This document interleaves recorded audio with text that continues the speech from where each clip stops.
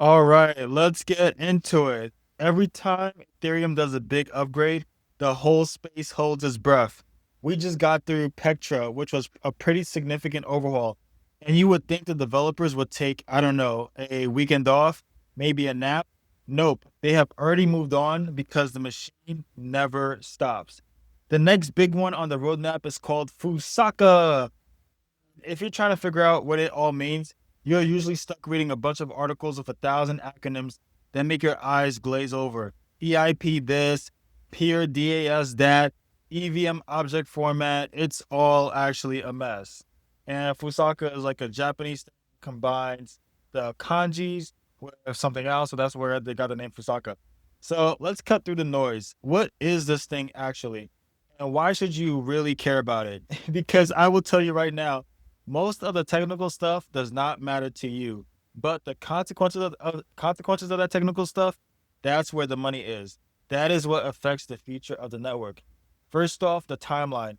They are saying Fusaka is scheduled for the end of 2025. My take: do not hold your breath. Let's be real. Ethereum developers are notorious for delays. Petra was supposed to be end of 2024. It got pushed to quarter 1 2025. Then it got delayed again to May. This is not a criticism, it's just a fact.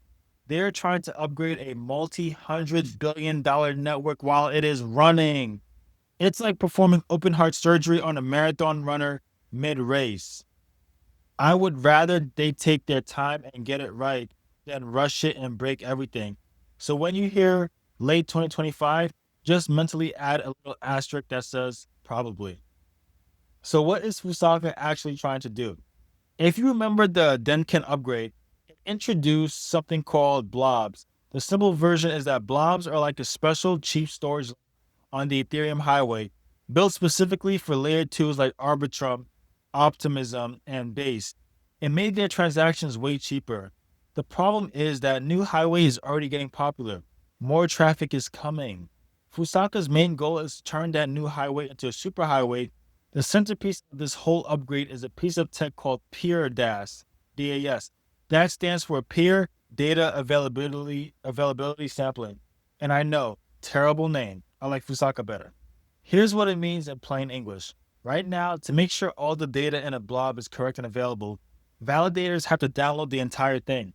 It's like being a quality inspector at a bakery and having to eat the entire cake to make sure it's not poisoned. It works, but it's not very efficient and it limits how many cakes you can check. PDAS changes that. It lets validators just take a few random samples, a few bites of the cake to mathematically prove that the whole thing is valid by not having to download everything. It drastically reduces the hardware and bandwidth needed to be a validator. And here's the kicker: because it is so much more efficient, they can massively increase the number of blobs. Some analysts are saying PDAS could enable an 8x increase in blob capacity, from a max of 9 blobs per block now to a target of 48 and a max of 72. Vitalik himself has said that just getting to 16 blobs could drive layer 2 fees below 1 cent. With Fusaka targeting 48, we're talking about transaction costs on layer 2s becoming almost negligible. This is the whole point. This is how Ethereum actually scales to handle millions of users without costing an arm and a leg for every transaction. PDAS is the star of the show. It is the single most important part of this upgrade. Now for the fun part, the drop. For months, there was another huge, complicated feature that was supposed to be in Fusaka. It was called the EVM Object Format, or EOF. This was a massive set of 11 different proposals that would have completely changed how smart contracts are structured on a deep level. The supporters said it would make code more efficient, secure, and easier to upgrade. The detractors, they said it was insanely complex, a huge attack surface for new bugs, and that it was being rushed through without enough debate. One developer called it extremely complex and argued it was not even necessary. There was a poll on Ethereum Pulse where holders of nearly 18,000 ETH voted against including it, versus holders of only 300 ETH who voted for it. This is what I like to see. This is not some sterile corporate decision made behind closed doors. It is a messy open source community slugging it out in public. And in the end, the critics won. The Ethereum dev officially removed EOF from the Fusaka upgrade. They basically said it was too controversial and risked delaying the really important stuff like PDAS. Some developers will still be annoyed, but honestly, it feels like the right call. Focus on the one thing that delivers the most value, scaling, and table the complicated stuff for later. So with EOF out, what else is in the box besides the massive PDAS upgrade? There are a few other interesting bits. One proposal, EIP 7907, was supposed to increase the max size of a smart contract from 24 KB to 256 KB, a huge jump. They've actually scaled that back a bit to 48 KB over testing concerns, but it still allows developers to build much larger, more complex applications without having to do weird workarounds. Another one, EIP 7951, is a bit nerdy, but has big implications. It adds support for cryptography curve called SECP 256R1. All you need to know is that this is the curve used by basically all of our modern devices, your iPhone's secure enclave, Android phones, YubiKeys. Making Ethereum compatible with it makes it way easier to integrate the blockchain with mainstream systems and could allow for things like using your phone's fingerprint sensor to sign transactions. That's a big step for user experience. There are a few small other ones, like setting a hard cap on transaction gas to prevent denial of service attacks, but those are the highlights. The final scope includes about 12 EIPs in total. It's a big package even without EOF. So let's bring this all home. Why should you, an investor or a user, care about any of this?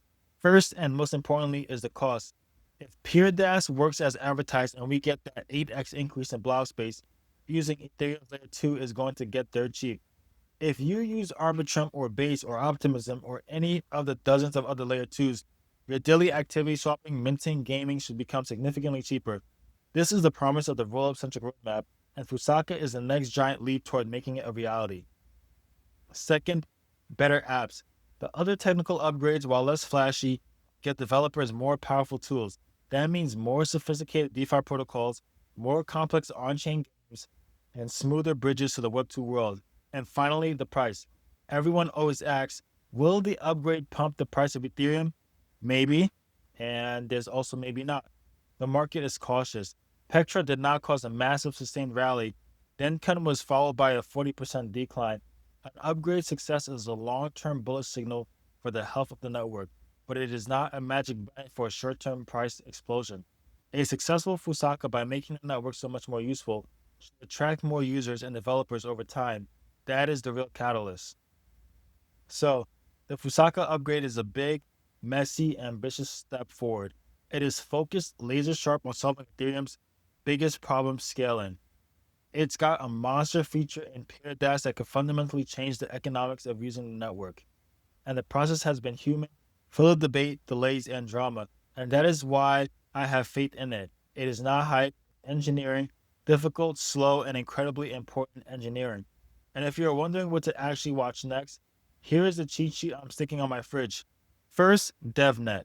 That's basically a sandbox of toys, everywhere version of Fusaka. The second is Spins Up, currently penciled in for July. Every protocol worth its salt will throw a transaction at like monkeys testing a new phone. If gas charts drop off a cliff there, that's your first, hey, this might actually work moment. Next comes the Gorley Test Network fork, likely Q4. That's when normal humans can play. Grab Faucet ETH, spam a couple swaps, see if anything explodes. If Gorley survives a weekend without catching fire, odds are mainnet will actually be fine. After that, keep an eye on a validated count. Hardware costs should dip, so you would expect the number of solo stakers to tick up. If it doesn't, something's off. Either PDAS is not giving the savings promised, or the user experience still stinks. Both are fixable, but the metric won't lie. Then the fun one, Layer 2 feed trackers. Scroll, Base, Arbitrum all publish live gas stats. When those red digits turn blue and basically round to zero, that is Fusaka landing in your wallet. You will know it when your the central exchange swap feels cheap enough to be born. While all that is cooking, expect the usual circus, price predictions, doom threads, someone claiming PDAS will summon Skynet because math, file that under background noise.